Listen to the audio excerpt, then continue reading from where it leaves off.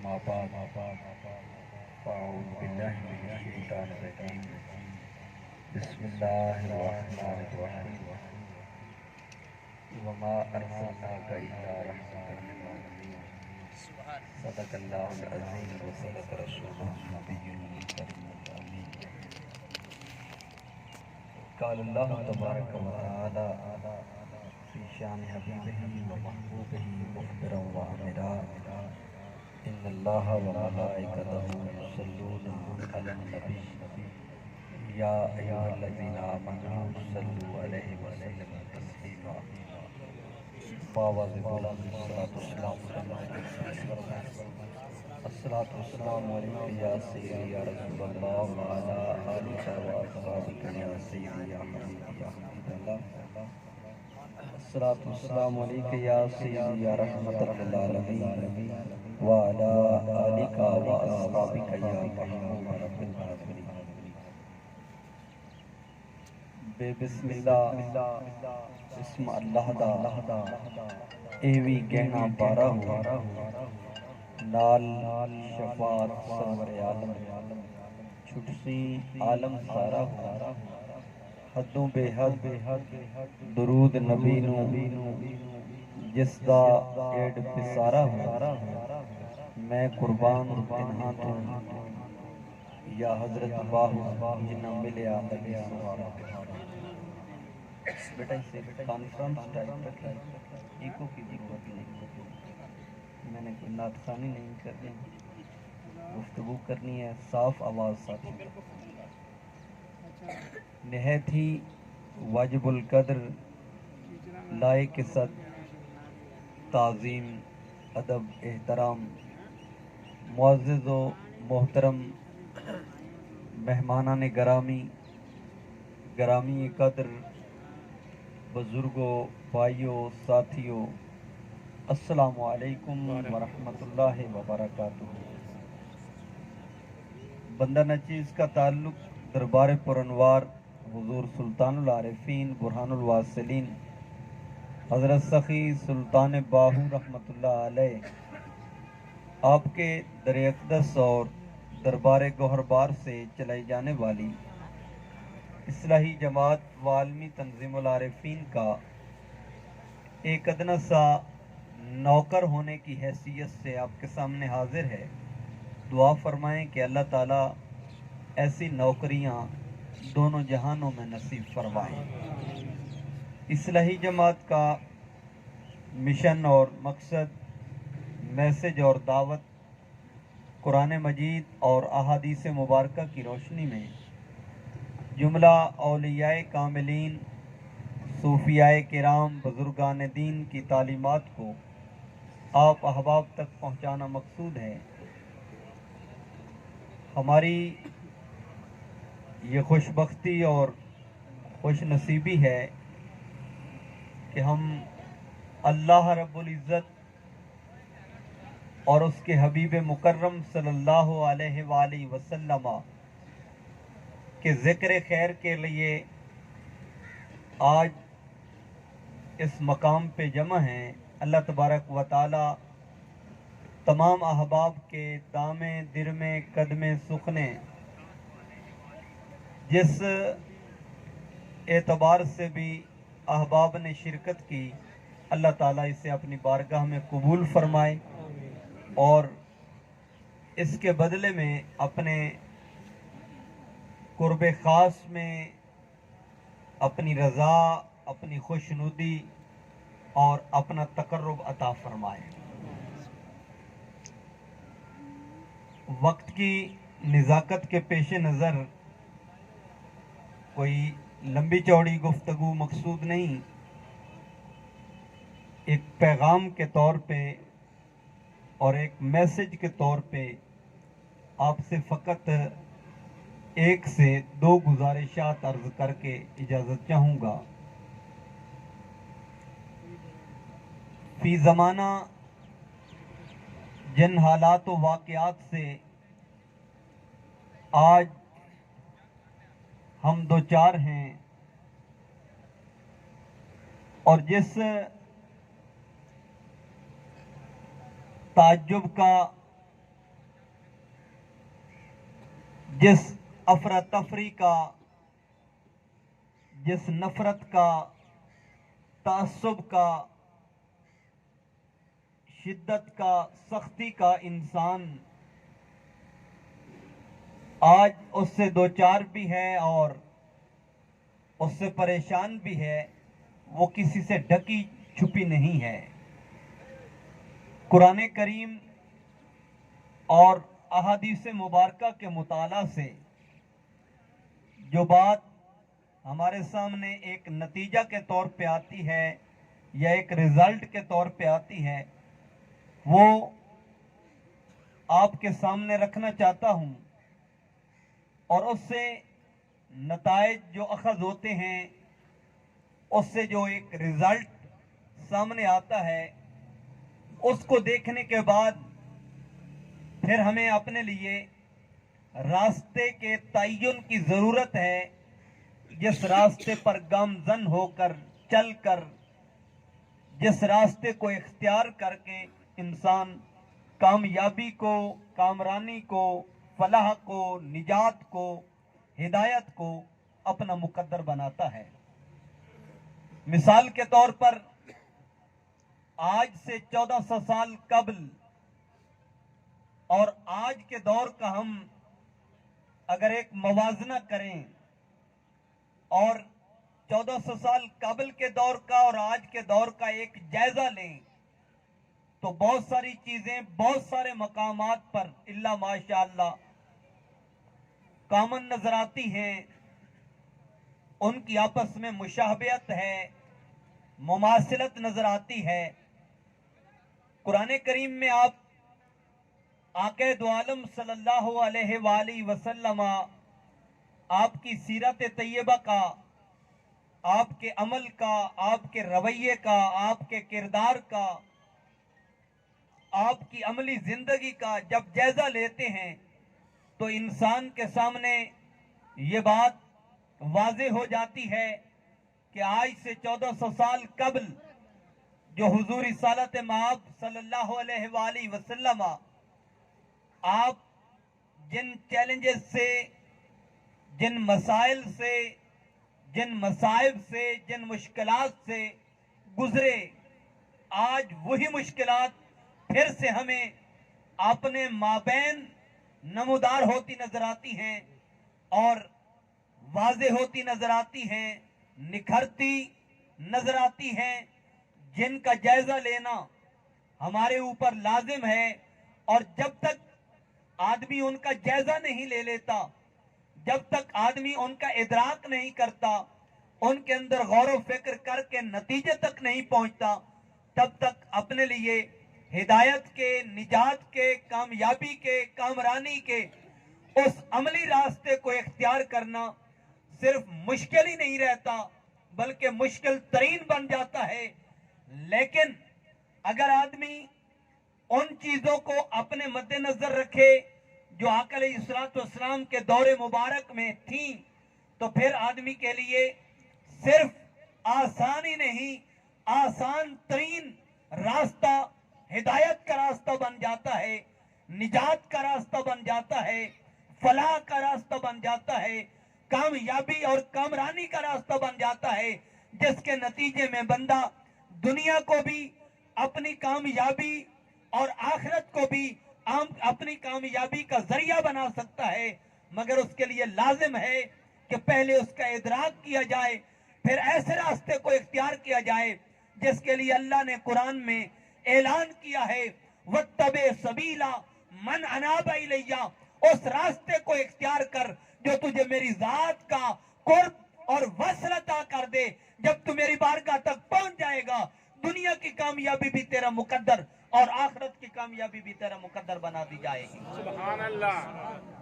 قرآن پاک میں آپ دیکھیں، جس آیت مبارکہ کے اندر اللہ رب العزت نے آقا علیہ السلام کی بعثت کا اور آپ کی جلوہ گری کا احسان جتلایا اور ارشاد فرمایا، لَقَدْ مَنَّ اللَّهُ عَلَى الْمُؤْمِنِينَ إِذْ بَعَثَ فِيهِمْ رَسُولًا مِّنْ أَنفُسِهِمْ یتلو علیہم آیاتہ ویزکیہم ویعلمہم الکتاب والحکمہ وَإِن كَانُوا مِن قَبْلُ لَفِي ضَلَالٍ مُبِينٍ۔ قرآن پاک کا یہ تیسرا پارہ ہے اور تیسری سورہ مبارکہ ہے، اور اس کی آیت نمبر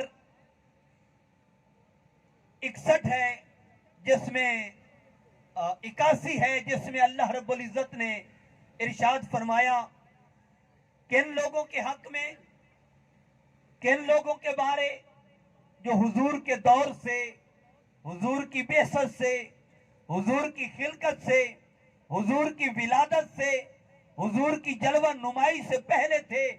اللہ تبارک و تعالیٰ نے ان کے بارے میں فرمایا وَإِن كَانُوا مِن قَبْلُ لَفِي ضَلَالٍ مُبِينٍ، فرمایا ذرا ان لوگوں کی جانب آپ دیکھیں جو آپ کی آمد سے پہلے، جلوہ گری سے پہلے، جلوہ نمائی سے پہلے تاریکی کے اندر تھے، ظلمت کے اندر تھے، جہالت کے اندر تھے، اندھیرے کے اندر تھے، مگر آقا علیہ السلام نے ان کے اوپر قرآن کریم کے عملی نصاب کو یوں پریکٹس کیا اور اس انداز میں ان کے اوپر اپلائی کیا جو زمانے کے اندر شدت کے، تعصب کے، نفرت کے شکار ہوتے ہوئے ایک دوسرے سے لڑتے لڑتے اپنی نسلوں اور خاندانوں کو تباہ و برباد کر دیتے تھے۔ اللہ تبارک و تعالیٰ نے فرمایا وہی لوگ وَإِن كَانُوا مِن قَبْلُ لَفِي ضَلَالٍ مُبِينٍ، آپ سے پہلے جو کھلی گمراہی اور تاریکی میں تھے، فرمایا وہی لوگ کیا بنے وَاذْكُرُوا نِعْمَةَ اللَّهِ عَلَيْكُمْ إِذْ كُنْتُمْ أَعْدَاءً فَأَلَّفَ بَيْنَ قُلُوبِكُمْ فَأَصْبَحْتُمْ بِنِعْمَتِهِ إِخْوَانًا۔ اللہ تبارک و تعالیٰ نے اعلان کیا، فرمایا اے محبوب آپ جب ان میں جلوہ گر ہوئے، عداوتیں جاتی رہیں، دشمنیاں جاتی رہیں، تعصبات ختم ہو گئے، نفرت اور شدت مٹ گئی، اور ہوا کیا؟ فرمایا اِذْ كُنْتُمْ أَعْدَاءً فَأَلَّفَ بَيْنَ قُلُوبِكُمْ، اے محبوب آپ نے ان کے دلوں میں وہ الفت بھر دی، فَأَصْبَحْتُمْ یہ دوست بن گئے، اور فقط دوستی نہیں بِنِعْمَتِهِ إِخْوَانًا، یہ ایسے بنے جیسے ایک ماں اور ایک باپ سے بیٹا پیدا ہوتا ہے، پھر دوسرا پیدا ہوتا ہے، ان کی آپس میں محبت ہوتی ہے۔ فرمایا بِنِعْمَتِهِ إِخْوَانًا، جو دشمن تھے وہ آپس میں بھائی بھائی بنا دیے گئے۔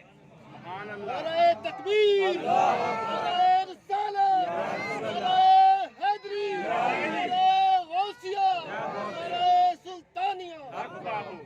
اب غور کریں قرآن کریم کے اندر کہ اللہ رب العزت نے حضور کی ولادت کے، آقا کی آمد کے، آقا کی جلوہ گری کے، حضور کے میلاد کے جو بنیادی مقصد کو ذکر کیا، اس مقام پر اس آیت مبارکہ کے اندر فرمایا وَاذْكُرُوا نِعْمَةَ اللَّهِ عَلَيْكُمْ، ذرا اللہ کی نعمت کو یاد تو کرو۔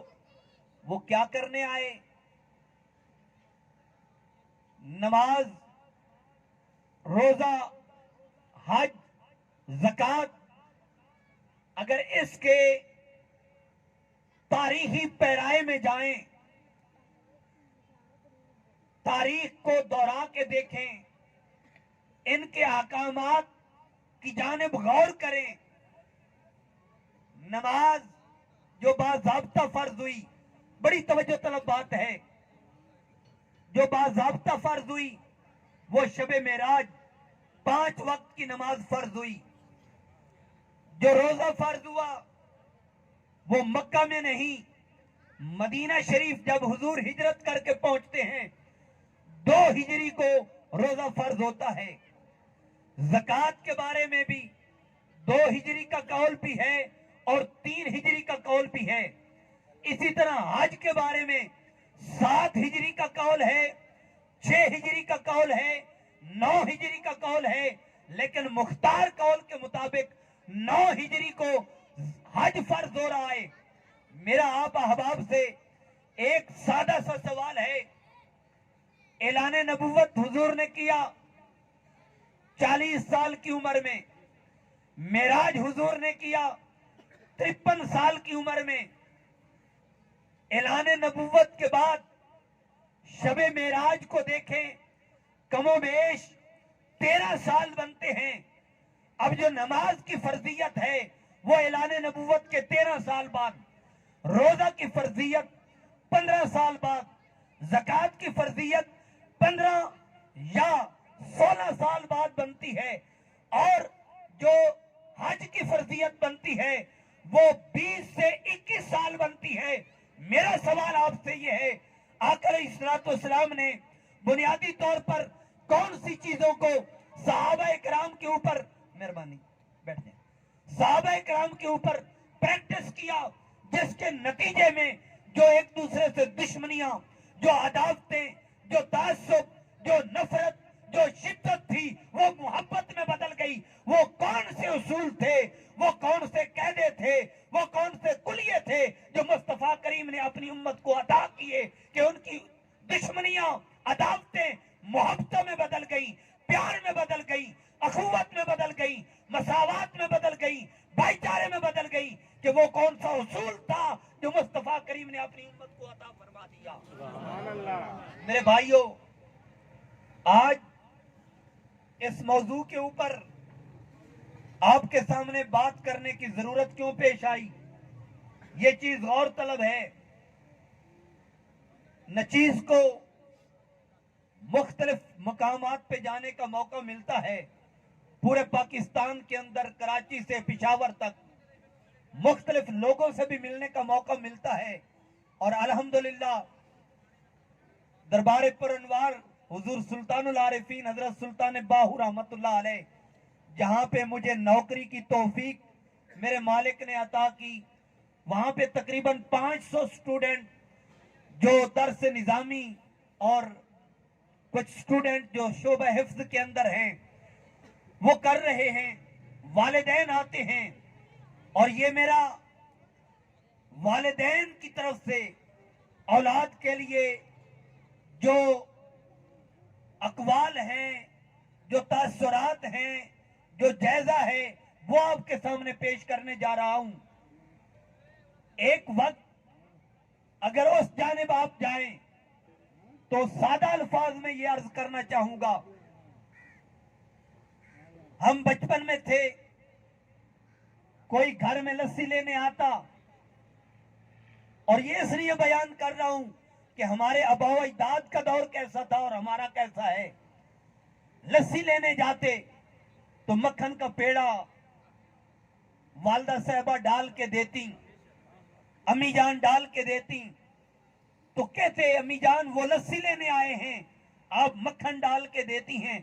तो वो फरमाती, बेटा मसला ये है कि इनके घर में गाय भैंस और दूध वगैरह नहीं है, तो लस्सी लेने तो आई हैं, हमारा हक बनता है कि ये बच्चे आज के दिन कम अज कम कुछ मक्खन इस्तेमाल कर लें, कुछ घी इस्तेमाल कर लें, ताकि इनकी रोटी भी खुश्क न रहे, आपकी रोटी की तरफ वो भी तर हो जाए। और यही हमारे देहातों के अंदर, हमारे कल्चर के अंदर, क्योंकि इससे भी बहुत ज्यादा देहात मुल्हिका हैं, चुकूक मुल्हिका हैं, वहां पर एक घर में सालन पकता तो जो बुजुर्ग औरत होती वो छोटे बच्चों को दूसरे के घरों में भेजती और कहती, बेटा चेक करो उनके यहाँ चूल्हा जल रहा है कि नहीं जल रहा, सालन पक रहा है कि नहीं पक रहा। पक रहा होता तो ठीक है, अगर नहीं पक रहा होता तो अपने घर से अपने ही बर्तन में सालन डालकर हमसायों के घर में भेज दिया करते थे। और कहते क्या थे कि आज उनके घर नहीं पका, लिहाजा उनके बच्चे भी सालन के साथ रोटी खा लेंगे, खाना खा लेंगे। उस वक्त मांगने नहीं जाते थे, तलब करने नहीं जाते थे, लेकिन हमसायों के हुकूक को मद्देनजर रखते हुए हमारी माएं, हमारी बहनें, हमारी बेटियां, हमारी बुजुर्ग खवातीन उनके घर में सालन भी भिजवा दिया करती थी, रोटी भी भिजवा दिया करती थी। और आज एक दौर है, अगर भाई के घर में पका है तो दूसरे भाई को हम सुलह नहीं करते, और بھائی کو سنو تو کیا، آج کے دور کا اگر ہم مطالعہ کریں، آج کے دور کا ہم جائزہ لیں، تو ہمارے ہاں یہ ہوتا ہے کہ بھائی کے حق سے جو میرے حق میں آ جائے میرے لیے وہ غنیمت ہوتا ہے، میرے لیے وہ سرمایہ افتخار ہوتا ہے۔ میرے بھائیوں، میرے بزرگوں، میرے دوستوں، وہ دور کہاں گیا، وہ وقت کہاں گیا، وہ زمانہ کہاں گیا، وہ نسلیں کہاں گئیں جو ایک دوسرے کے اوپر مر مٹتے تھے، جانیں قربان کرتے تھے، اپنی زندگی کو قربان کر دیتے تھے، مگر باپ کی زندگی کو، بھائی کی زندگی کو، ہمسائے کی زندگی کو، مسلمان کی زندگی کو ترجیح دیتے تھے۔ اور آپ جانتے ہیں، اگر ہم مزید تھوڑا گہرائی میں جا کر اس بات کا جائزہ لیں، اس بات کا مطالعہ کریں، تو ہمارے سامنے ہمارے بزرگ تشریف فرما ہیں، ہمارے بڑے تشریف فرما ہیں، وہ اس بات کی گواہی دیں گے۔ ایک دور تھا، ایک ناحق قتل ہوتا، ایک ناحق قتل، سرخ آندھی چلتی تھی، میں نے بھی اپنی آنکھوں سے دیکھی، تو والدین بچوں کو پکڑ کر حویلی میں بھی نہیں، کمرے میں لے جاتے، اور اولاد کہتی بابا خیر تو ہے؟ جی بیٹا سرخ آندھی آ رہی ہے۔ بابا وجہ کیا ہے؟ بیٹا کسی نے کسی کو ناحق طور پر قتل کر دیا ہے، جس کے نتیجے میں سرخ آندھی چل رہی ہے۔ میرا سوال اپنے بزرگوں سے بھی ہے، اپنے بھائیوں سے بھی ہے، اپنے بچوں سے بھی ہے۔ عرصہ گزر گیا، کسی نے سرخ آندھی دیکھی؟ کسی نے وہ آندھی کی کیفیت دیکھی؟ کہاں گئی وہ آندھیاں؟ ایک مسکین اور یتیم کا دل دکھتا، خدا کاش کام جاتا۔ عرش تو کیا، آج ہزاروں یتیم آہیں نکال رہے ہیں، کبھی فرش پہ بھی حرکت نہیں آتی، اور زلزلہ اور متحرک ان کی آہ پہ نہیں ہوتا۔ سوال یہ ہے کہ وہ آہیں کہاں گئی، وہ قتل کہاں گئے، وہ ہمدردیاں کہاں گئی، وہ رواداری کہاں گئی، وہ بھائی چارہ کہاں گیا؟ آج تو ہم کہتے ہیں کسی کا جو ہے وہ میرے حق میں آ جائے، اور افراتفری کا یہ عالم ہے۔ اگر مسجد میں ہم خطابت کرتے ہیں یا کسی مجمع میں آ کے تقریر کرتے ہیں تو ہمارا نظریہ فقط پیسہ ہوتا ہے۔ وہ دین کی خدمت کہاں گئی، وہ محبت کہاں گئی، وہ خلوص کہاں گیا، وہ رواداری کہاں گئی، وہ لذت کہاں گئی، وہ چاشنی کہاں گئی جو ہمارے اسلاف نے ہمیں منتقل کی تھی، جو ہمارے بڑوں نے ہمیں عطا کی تھی، جو ہمارے بزرگوں نے ہمیں دی تھی؟ وہ محبت، وہ مروت، وہ رواداری، وہ اخوت، وہ بھائی چارہ، وہ تعلق، وہ دوستی، وہ رشتے ناطے، وہ ہمدردیاں آج کہاں گئی؟ لہذا کہنا پڑے گا کہ آج شاید وہی دور آ چکا ہے جس کے لیے قرآن نے کہا تھا وَإِن كَانُوا مِن قَبْلُ لَفِي ضَلَالٍ مُبِينٍ۔ فرمایا محبوب آپ سے پہلے یہ کھلی گمراہی میں تھے، جب آپ آئے تو عداوتیں محبتوں میں بدل گئیں، دشمنیاں پیار میں بدل گئیں، جو رشتے ناطے ٹوٹ چکے تھے وہ پھر مروت، اخوت، مساوات میں بدل گئے۔ آقا نے پریکٹس کس چیز کو کیا؟ آپ اوس کو دیکھیں، آپ خزرج کو دیکھیں، کہیں پانی پینے پلانے پہ جھگڑا، کہیں گھوڑا آگے بڑھانے پہ جھگڑا۔ ان قوموں کے درمیان یہ جھگڑا ہوتا تھا کہ اس نے فلاں گھاٹ سے کیوں پیا، اس کا گھوڑا آگے کیوں نکل گیا، اس کی سواری آگے کیوں نکل گئی۔ اور کیا آج وہ ہماری دوڑ نہیں؟ حلال طریقے سے آئے یا حرام طریقے سے، جائز طریقے سے آئے یا ناجائز طریقے سے، ہم سمجھتے ہیں کہ بس پیسہ جیب میں ہونا چاہیے، بینک بیلنس ہونا چاہیے، جائز ناجائز کی ہمیں کوئی خبر نہیں، قبر کا ہمیں پتہ نہیں۔ عارفوں کے سلطان نے فرمایا جیندے کی جانن سار مویاندی، سو جانے جو مردہ ہو، قبراں دے وچ ان نہ پانی، اتے خرچ لڑیندہ کردا ہو، ایک وچھوڑا ماں پیو بھائیاں، دوجا عذاب قبر دا ہو، پر میں قربان تنہا تو باہو، جیڑا وچ حیاتی مردہ ہو۔ آپ فرماتے ہیں قبر میں بھائی میں ملاتے ہیں آتے ہیں کوئی چیز کام نہیں آئے گی. اتے خرچ لڑیندہ گردہ ہوں کہ تو نے کیا کمایا, کیسے کمایا, کہاں سے کمایا, کہاں پہ خرچ کیا.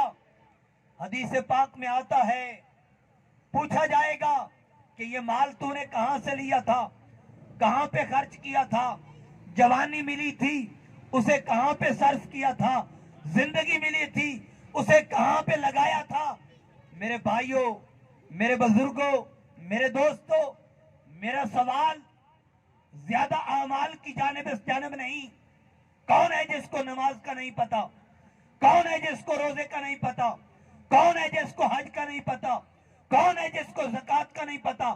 یہ اعمال ہم جاننے کے باوجود, ان کی خبر ہونے کے باوجود, فرضیت کے باوجود ہمارے وجود سے یہ چیزیں کیوں ختم ہو رہی ہیں.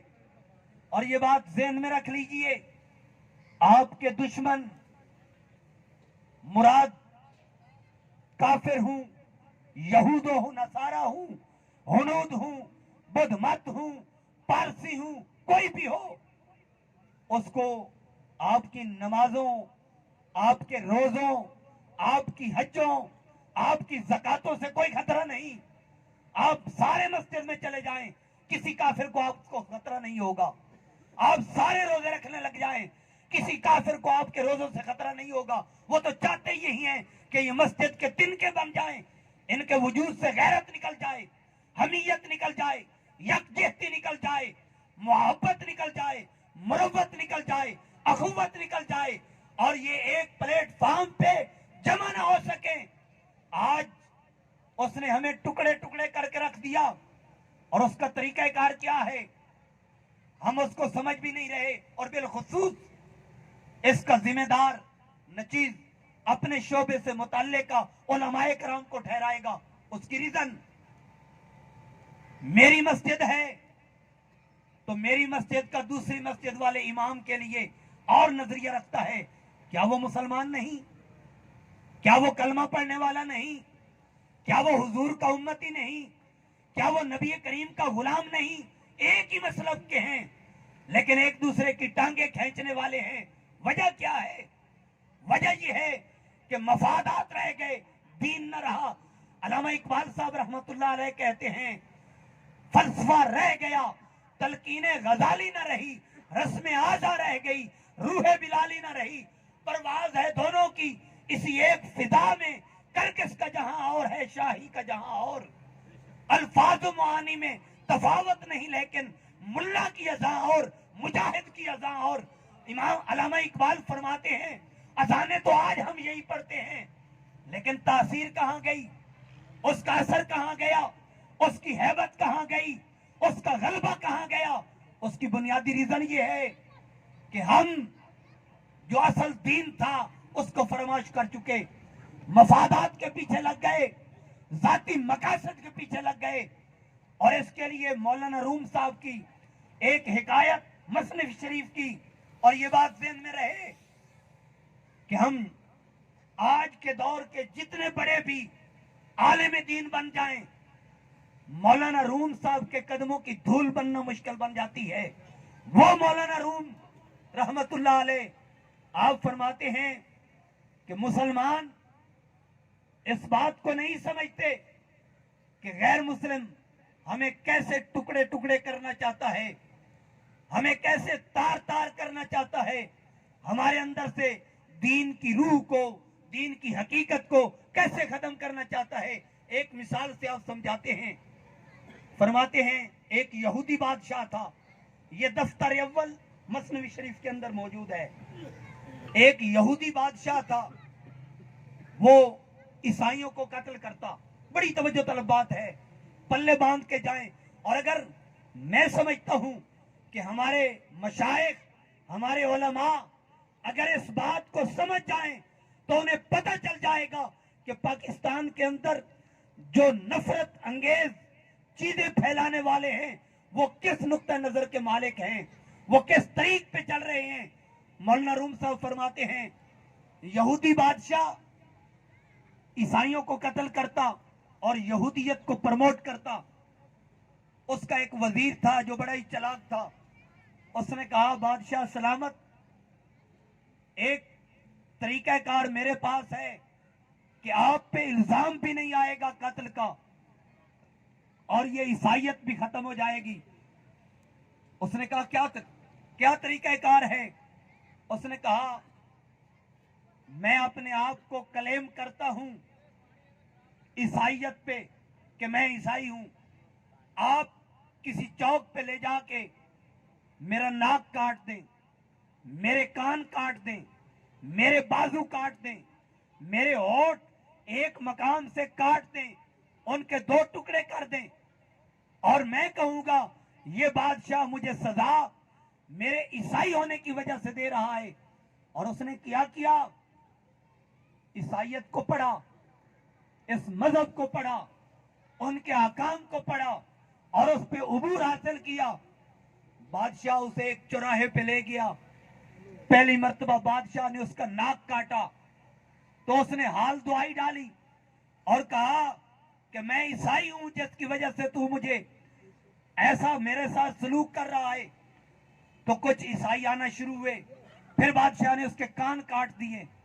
لوگوں کی بھی دلچسپی عیسائیت کی بڑی کہ ہمارا عیسائی ہے، اور اس کا ناک بھی کاٹ دیا، کان بھی کاٹ دیے. پھر کچھ ٹائم گزرا تو اس نے اس کے بازو کاٹ دیے. پھر کچھ ٹائم گزرا اس نے اس کے ہونٹ کاٹ دیے. تو عیسائیت کی اس نے ہمدردی لی اور باور یہ کرایا کہ میں عیسائی ہوں. لوگوں میں معروف یہ ہو گیا کہ بادشاہ ظالم عیسائی عالم کے ساتھ کیا کرنا چاہتا ہے. تو اس نے بادشاہ کو سمجھایا تھا جب عیسائیت جمع ہو جائے تو ایک اور یہودی کو عیسائی کے روپ میں میرا ہمدرد بنانا اور کہنا، اسے سمجھانا کہ وہ مجھے آپ سے لے لے بھاری بھرکم قیمت کے اندر، بھارے داموں کے بدلے، تاکہ یوں ہو کہ آپ مجھے بھاری داموں کی قیمت سیل کر دیں اور معروف یہ ہو جائے گا کہ میں عیسائی ہوں. بادشاہ نے ایسا ہی کیا.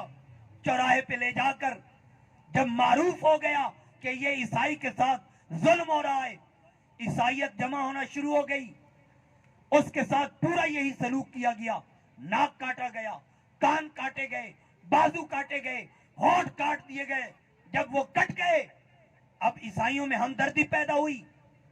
وہ عیسائیت نے اسے قبول کر لیا اور اپنا لیڈر تسلیم کیا کہ اتنے زخم سہنے کے بعد یہ عیسائیت کو اس نے نہیں چھوڑا اور دین عیسیٰ پہ قائم ہے، لہذا اسے اپنا لیڈر مان لیا جائے. اس نے انہیں پوری قوم نے لیڈر تسلیم کر لیا. جب لیڈر تسلیم ہو گیا اس نے 12 سردار چنے اور ان کے اندر عیسائیت کے نام پر اپنی یہودیت کی سوچ کو فروغ دینا شروع کیا. اور ایسا ایسا ہر ایک کے پاس پرسنل جا کے اس نے کہا آپ پوری عیسائیت کے لیڈر ہیں. دوسرے کو بھی کہا آپ پوری عیسائیت کے لیڈر ہیں. تیسرے کو کہا آپ پوری، یہاں تک کہ 12 عیسائیوں میں اس نے اپنا پیغام پیش کیا اور ہر ایک کو لیڈر قرار دیا اور ہر ایک کو اس نے دستاویز لکھ کے دی اور اسٹامپ کے طور پر اسے یہ باور کرایا کہ تو سردار ہے، تیرے مد مقابل کوئی بھی آوے تو اسے فنار کر دینا، قتل کر دینا، راستے سے ہٹا دینا. اب 12 طبقات کے اندر مخفی طریقے سے 12 اس نے لیڈر مقرر کیے اور خودکشی کر کے مر گیا. پھر جب وہ مرا تو اس نے کہا تھا کہ میرے بعد آپ جانشین ہوں گے الگ بند کمرے میں. ان کو کہا آپ جانشین ہوں گے بند کمرے میں، اور 12 کے 12 لوگوں کو بند کمروں میں اس نے لیڈر بنایا.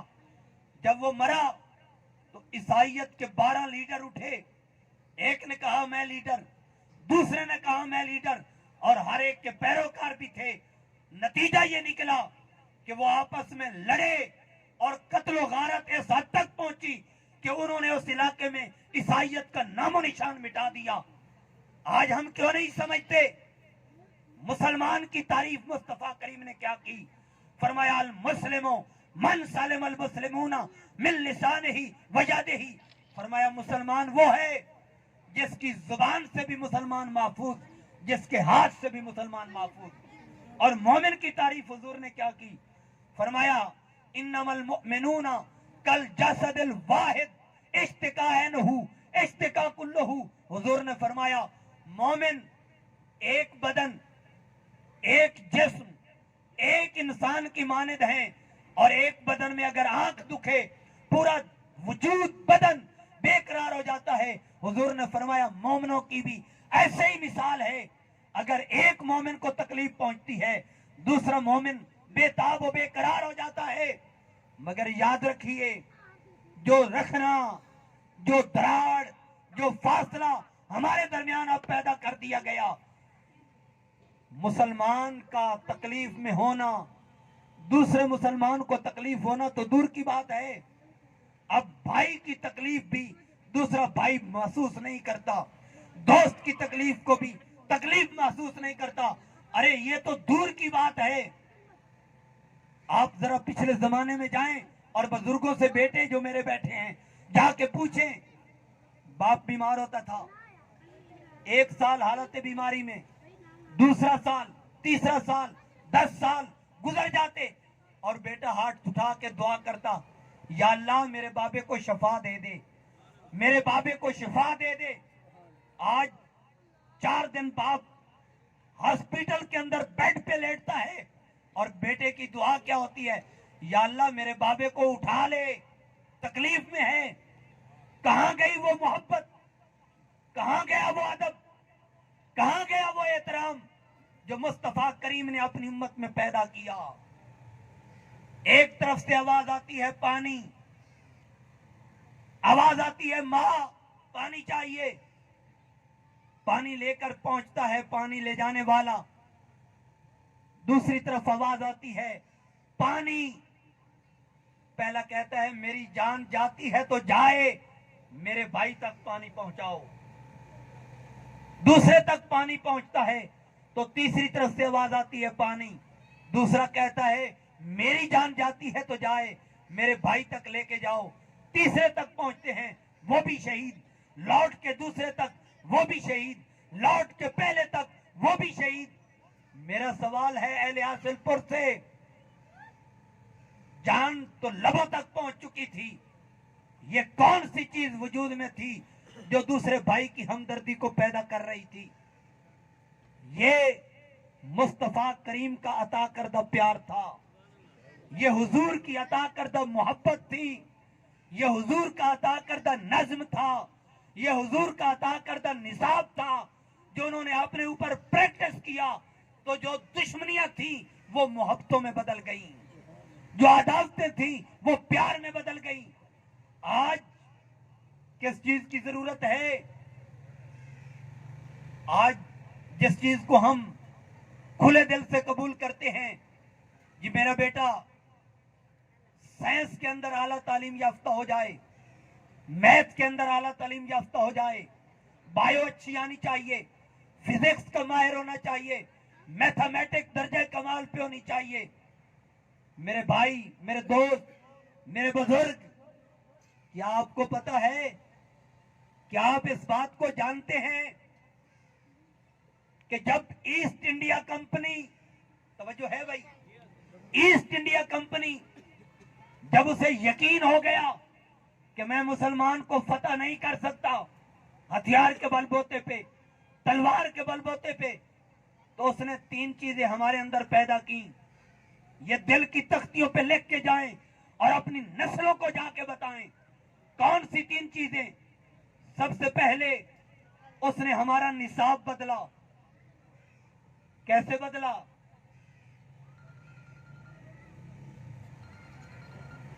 بزرگوں کا اور اپنا نصاب دیکھیں. جب نچیز کچی پکی میں تھا، اپنی بات کرتا ہوں، نچیز کچی پکی میں تھا تو میں نے قاعدہ پڑھا تھا الف انار، بے بکری، پہ پنکھا، تے تختی، تے ٹوپی، سے سمبر، جیم جہاز، چے چاکو، ہے حلوائی، ہے خرگوش، یہ یکا تے سبق پکا. یہ پڑھ کے ہم آئے تھے. میرے بھائیوں، آج اسی الفابیٹک میں الف با تا سا میں انار، بکری، پنکھا، جہاز اور چاقو پڑھائے جا رہے ہیں. آپ انگلش کے پلے گروپ میں چلے جائیں، کے جی میں چلے جائیں. جی اے سے کیا بنتا ہے؟ ایپل. بی سے بال، سی سے کیٹ، ڈی سے ڈاگ. اور جس نصاب میں بلیاں اور کتے پڑھائے جائیں اس نصاب کے پڑھنے والے نظریاتی بنیں گے، اس نصاب کے پڑھنے والے دانشور بنیں گے، اس نصاب کے پڑھنے والے سائنسدان بنیں گے. میں لکھ کے دیتا ہوں 7 نسلیں مزید گزار لو، سائنسدان نہیں پیدا ہو سکتے. اس کی ریزن، اس کی وجہ، اس کا سبب انار، بکری، پنکھا، جہاز، چاقو. اس میں معاش کے علاوہ کیا ہے؟ ایپل، بال، کیٹ، ڈاگ. اس میں معاش کے علاوہ کیا ہے؟ او بھائی، پیدا ہم بعد میں ہوتے ہیں. ہمارے رزق کا ہمارے ماں کے سینے میں خدا پہلے بندوبست کر دیتا ہے. مجھے بتائیے، رازق ہم اپنے خود ہیں یا ہمارا خدا ہے؟ ماں کے پیٹ میں بچہ کتنا کماتا ہے؟ جب بستر مرگ پہ بیڈ کے اوپر 6 ماہ گزارتا ہے کتنا کماتا ہے؟ اگر فقط روزی بندے نے ہی کمانی ہے اور بندے نے ہی کھانی ہے تو کتنے مقامات ایسے ہیں جہاں پہ ہم کماتے نہیں پھر بھی ہمارا خدا ہمیں رزق دے رہا ہوتا ہے. ایک چیونٹی، کون؟ چیونٹی، اور دوسرا انسان. اس کے علاوہ مجھے کوئی مخلوق دکھائیں جو اپنا رزق جمع کرتی ہو. کیا پرندوں کو خدا رزق نہیں دیتا؟ کیا جانوروں کو خدا رزق نہیں دیتا؟ کیا درندوں کو خدا رزق نہیں دیتا؟ کیا پتھر میں کیڑے کو خدا رزق نہیں دیتا؟ وہ رازق ہے تو عطا کرتا ہے. اور اس کا ہرگز مطلب یہ نہیں کہ محنت نہیں کرنی. یہ حضور کی سنت ہے، لیکن حضور نے زندگی میں کبھی اپنی محنت پہ بھروسہ نہیں کیا، خدا کے فضل پہ بھروسہ کیا، اللہ کی عطا پہ بھروسہ کیا. اور یاد رکھیں، یہ جو نصاب ہمارے اندر داخل کیا گیا، ہم ذرا یہی الفابیٹک، یہی حروف تہجی حضرت سلطان باہو کی پڑھ کے دیکھتے ہیں. الف سے ہم نے پڑھا انار، بے سے بکری، پیر سے پنکھا. آؤ سلطان باہو کا حروف تہجی الفابیٹک الف با تا پڑھتے ہیں. فرمایا الف اللہ. میں نے کہا حضور میں نے تو الف سے انار پڑھی. فرمایا بن کے بھی تو انار کا رہ گیا، خدا کو تو نہ بن سکا. میں نے کہا حضور آپ کے ہاں کیا بنتا ہے؟ فرمایا الف اللہ، چمیدی بوٹی مرشد من میرے وچ لائی ہوں، نفی اسباب کا پانی ملیا، ہر رگے ہر جائی ہوں. میں نے کہا حضور بے سے کیا بنتا ہے؟ فرمایا بے بسم اللہ، اسم اللہ دا. یہ کیوں نہیں پڑھایا جاتا ہمیں؟ تاکہ یہ خدا سے نہ جڑ جائے، اس کے رسول سے نہ جڑ جائے. اور جو خدا سے جڑ جاتا ہے نہ وہ کسی تلوار سے ڈرتا ہے، نہ وہ کسی ایٹم سے ڈرتا ہے، نہ وہ کسی فاقہ سے ڈرتا ہے، نہ وہ کسی اور چیز سے ڈرتا ہے. علامہ اقبال صاحب نے کہا تھا وہ فاقہ کش جو موت سے ڈرتا نہیں ذرا، روح محمد اس کے بدن سے نکال لو. یہ نصاب ہمارے اندر داخل کر کے عشق مصطفیٰ کو نکالا گیا. اب ہم کہتے ہیں غلامی رسول میں موت بھی قبول ہے، مگر سنیے مصطفیٰ کریم نے تو پتھر مارنے والوں کو سینے سے لگایا. جب طائف میں حضور کو پتھر لگے، جبریل امین آئے، انہوں نے عرض کیا حضور اجازت دیں میں طائف کو چکی بناتا ہوں اور طائف والوں کو پیس کے آٹے کی مانند کر دیتا ہوں. حضور نے فرمایا جبریل میں اجاڑنے نہیں آیا، محمد عربی بسانے آیا. حضور تو بسانے آئے ہیں. وہ سب کہاں گیا؟ میں نے کہا حضور آپ تیز سے کیا بناتے ہیں؟ فرمایا تسبیح پھری تے دل نہ پھریا، کی لینا تسبیح پڑھ کے ہوں، علم پڑھیا تے ادب نہ سکھیا، کی لینا علمہ پڑھ کے ہوں. میرے بھائی، میرے دوست، کسی کے ذہن میں یہ جائے کہ میں سکول کی تعلیم کے مخالف ہوں، خدا را نچیز یہ سمجھتا ہے کہ میرے ملک پاکستان کا ہر نوجوان کم از کم ماسٹر ڈگری ہونا چاہیے، تعلیم ہونی چاہیے. لیکن تعلیم ایسی نہیں ہونی چاہیے جو بندے کو خدا سے بھی دور کر دے، اس کے مصطفیٰ سے بھی دور کر دے. ایسی تعلیم ہونی چاہیے جس کو حاصل کرنے کے بعد بندہ خدا کے بھی قریب ہو، خدا کے مصطفیٰ کے بھی قریب ہو. اب ہم کیا پیدا کر رہے ہیں؟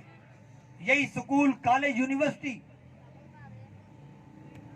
پروفیسر کا بیٹا پروفیسر، پھر اس کا بیٹا پروفیسر، کلرک کا بیٹا کلرک، پھر اس کا بیٹا کلرک، پھر اس کا بیٹا کلرک، ماسٹر کا بیٹا ماسٹر، پھر اس کا بیٹا. بھائی ماسٹر ہی بنانے ہیں، بھائی کلرک ہی بنانے ہیں، اور صرف لیکچر. اور یہ سب علم نہیں، رٹا بازی ہے. باپ یہی پڑھاتا تھا، بیٹا سیٹ پہ آیا اس نے بھی یہی پڑھایا، پوتا آیا اس نے بھی یہی پڑھایا. کیا یہ علم ہے؟ علم تو آپ کو ایجادات دیتا ہے، علم تو آپ کو واقف کرتا ہے، علم تو آپ کو جدت دیتا ہے، علم تو آپ کو تحقیق دیتا ہے، علم تو آپ پہ حق واضح کرتا ہے، علم تو آپ کو اس دنیا سے اٹھا کر اوپر والی دنیا تک پہنچاتا ہے. اور ہم کہاں کھڑے ہیں؟ میرے بھائی، میرے دوست، میرے بزرگ حضور کے میلاد پہ آئے ہیں. یہ چیز پلے باندھ کے جائیں. آقا دو عالم صلی اللہ علیہ وآلہ وسلم نے اسی علم کو جب چرواہوں پہ پریکٹس کیا تو ان کے بارے میں اعلان کیا، اصحابی کن نجوم بیہم اقتدیتم اعتدیتم. میرے صحابہ ستاروں کی مانند ہیں، جو ان کی اقتدا کرے گا ہدایت پا جائے گا. اور اہل بیت کے بارے میں حضور نے فرمایا، اہل بیتی کا سفینت نوح مرہ کے بہا نجا. فرمایا میری اہل بیت نوح علیہ السلام کی کشتی کی طرح ہیں، جو ان کی غلامی میں آ گیا نجات پا گیا. حضور نے تو یہ سندیں عطا کی. اب وہ نصاب کہاں گیا؟ اب وہ تربیت کہاں گئی؟ اب 4 کتابیں ہم پڑھ کے دوسرے کے لیے سمجھتے ہیں وہ جاہل ہے، میں عالم ہوں. میرا سوال یہ ہے کہ 4 لفظ ادب دیتے ہیں یا تکبر؟ اگر تکبر دیتے ہیں تو یہ علم نہیں، جہالت ہے. اور اگر ادب دیتے ہیں تو خدا کی بھی یہی منشا ہے، اس کے مصطفیٰ کی بھی یہی منشا ہے.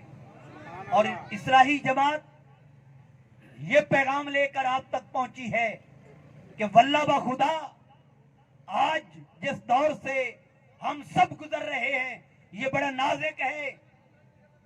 بیٹا برداشت نہیں کرتا، بیٹی برداشت نہیں کرتی. جس بیٹی کو باپ نے 18-20 سال اپنی نیندیں حرام کر کے کما کما کر اسے پالا پوسا، وہ دیوار پھلانگتے ہوئے نہ باپ کا چہرہ دیکھتی ہے نہ ماں کا چہرہ. یہ اس حد تک ہمیں کس چیز نے پہنچایا؟ دیہات تو بڑے بچے ہوئے ہیں، ذرا شہروں میں جا کے دیکھیے، والدین سے پوچھئے وہ کس پریشانی کے عالم میں ہیں. لہذا آج ضرورت ثمر کی ہے کہ ہمیں اپنا نصاب درست کرنا چاہیے، جس نصاب کے اندر محبت ہو، جس نصاب کے اندر رواداری ہو، جس نصاب کے اندر مروت ہو، جس نصاب کے اندر بھائی چارہ ہو، جس نصاب کے اندر آداب ہوں، جس نصاب کے اندر اخلاقیات ہوں، جس نصاب کے اندر حسن نیت ہو، جس نصاب کے اندر حسن عمل ہو. اور یہ کیسے پیدا ہو سکتا ہے؟ یہ دل کی پاکی اور دل کی طہارت سے پیدا ہوتا ہے. اور دل کیسے پاک ہوتا ہے؟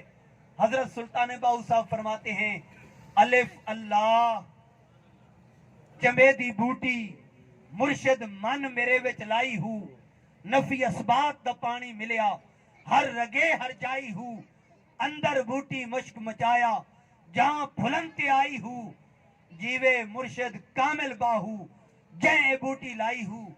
اور آقا علیہ السلام نے فرمایا، سل من کاتا کا واف امن ظالمک. فرمایا حضور نے، صحیح بخاری صحیح مسلم، تو اس سے جوڑ جو تجھ سے توڑے، اور تو اسے معاف کر دے جو تجھ پر ظلم کرے. آج معاشرے میں امن کی، محبت کی रवादारी की, तरबियत की, आला अखलाक की, मुरव्वत की, अश्क शोई की, एक दूसरे के आंसू पूछने की, एक दूसरे के करीब होने की जरूरत है। सही मुस्लिम में रिवायत है, आका अलैहिस्सलाम ने फरमाया, कल क़यामत के दिन अल्लाह ताला एक शख्स को खड़ा करेगा और अल्लाह ताला फरमाएगा, ऐ मेरे बंदे, ऐ मेरे बंदे, ऐ मेरे बंदे, तुझे मेरा सलाम, तुझे मेरा सलाम, तुझे मेरा सलाम और निजात तेरा मुकद्दर। बंदा कहेगा, या अल्लाह, मैंने तो जिंदगी में कोई खास अमल नहीं किया जिसके नतीजे में मुझे ये उम्मीद होती कि मैं बख्शा जाता। किस अमल के नतीजे में मेरी निजात हुई? अल्लाह ताला फरमाएगा, मेरा बंदा, तू जा रहा था, रास्ते में एक कांटा पड़ा था, तूने वो उठाकर मेरी मखलूक का रास्ता साफ किया था, आज मैंने तेरे लिए जन्नत का रास्ता साफ कर दिया है। मेरे भाइयों, अल्लाह तो मुसलमान भाई के रास्ते से कांटा हटाने के नतीजे में अपने बंदे की बख्शिश फरमा देता है। तो जो अपने भाई के लिए रहीम हो, शफीक हो, मेहरबान हो, हमदर्द हो, रवादारी हो, तो उसके वजूद में ये मोहब्बत, ये अखुवत, ये रवादारी उसे खुदा के कितना करीब करेगी और उसके मुस्तफा के कितना करीब करेगी। आखिर पे इसका नुस्खा ले लीजिए कि ये दिल में नरमी, दिल की पाकी के बाद पैदा होती है और दिल पाक होता है अल्लाह के जिक्र से। अला बिज़िक्रिल्लाह तत्मइन्नुल कुलूब, खबरदार, अल्लाह के जिक्र से दिलों को इत्मीनान नसीब होता है। और ये कहां से मिलता है? ये अल्लाह वालों से मिलता है, औलिया अल्लाह की सोबत से मिलता है। और आखिरी पैगाम और इजाजत, हजरत सुल्तान बाहू साहब फरमाते हैं, जींदियां जे मर रहना होवे ता देश फकीरां बइये हूं, जे कोई कड्डे गाली मंदे जी जी जी उसनू कहिए हूं, जे कोई सट्टे गुतड़ कूड़ा वांग अरूड़ी सहिए हूं, गिल्ला उलामा भंडी खारी यार दी खातिर सहिए हूं, कादिर दे हथ डोर असाडी या हजरत बाहू जिवें रखे त्यों रहिए हूं। आओ, इस्लाही जमात ये दावत देने आई है। ये जो नफरतें हैं, ये किसी मुसलमान की फैलाई हुई नहीं, ये किसी मोमिन की फैलाई हुई नहीं, ये मुसलमान के रूप में किसी गैर मुस्लिम की साजिश है, किसी गैर का ये हरबा है जो हमारे दरमियान अदावत को पैदा करना चाहते हैं, नफरत को पैदा करना चाहते हैं, तअस्सुब को पैदा करना चाहते हैं। आज हम ऐद करें कि किसी नफरत का हिस्सा नहीं बनेंगे, किसी अदावत का हिस्सा नहीं बनेंगे, किसी तशद्दुद का हिस्सा नहीं बनेंगे, किसी तअस्सुब का हिस्सा नहीं बनेंगे, बल्कि मुस्तफा करीम के गुलाम होकर अगर किसी भाई से ज्यादती हो जाए तो उसे माफ कर देंगे और खुदा को भी राजी करेंगे, खुदा के मुस्तफा को भी राजी करेंगे। और इकबाल ने कहा था, लौट जा, लौट जा अहदे नबी की सिमत, रफ्तारे जहां, फिर मेरी पसमानदगी को इर्तिका दरकार है। इकबाल कहते हैं, अगर बुलंदी चाहिए तो फिर हुजूर के दौर की जानिब लौटो, जिनमें दुश्मनियां थी, हुजूर ने आकर उनकी दुश्मनियों को मोहब्बतों में बदल दिया, भाईचारे में बदल दिया, अखुवत में बदल दिया। आज इस्लाही जमात इसी पैगाम को हुजूर सुल्तान साहब के दर अक़दस से आम कर रही है। और हुजूर जानशीन सुल्तानुल फक्र सरपरस्त आला इस्लाही जमात मेरे हुजूर मुर्शिद करीम आज यही ऐलान कर रहे हैं कि आओ, नफरतों को मिटाओ, तासुबात को मिटाओ, दुश्मनियों को मिटाओ और आपस में भाई भाई एक हो जाओ और आपस में मोहब्बत को फरोग दो, उल्फत को फरोग दो, प्यार को फरोग दो, खुलूस को फरोग दो। खुदा भी राजी हो जाएगा, खुदा का मुस्तफा भी राजी हो जाएगा। अल्लाह तबारक व तआला की बारगाह में दुआ है, अल्लाह ताला हमारी इस हाज़री को शर्फ कबूलियत अता फरमाए, हमारे सीनों को अपने जिक्र से मुनव्वर फरमाए, हमें अपना कुर्ब अता करे और या रब दिल मुस्लिम को वो जिंदा तमन्ना दे जो कल्ब को गरमा दे, जो रूह को तड़पा दे, महरूम तमाशा को फिर दीदाए बीना दे। देखा है जो कुछ मैंने औरों को भी दिखला दे। आप सब की तवज्जो का बहुत बहुत शुक्रिया। वाखिर दावाना अनिल हम्दुलिल्लाहि रब्बिल आलमीन।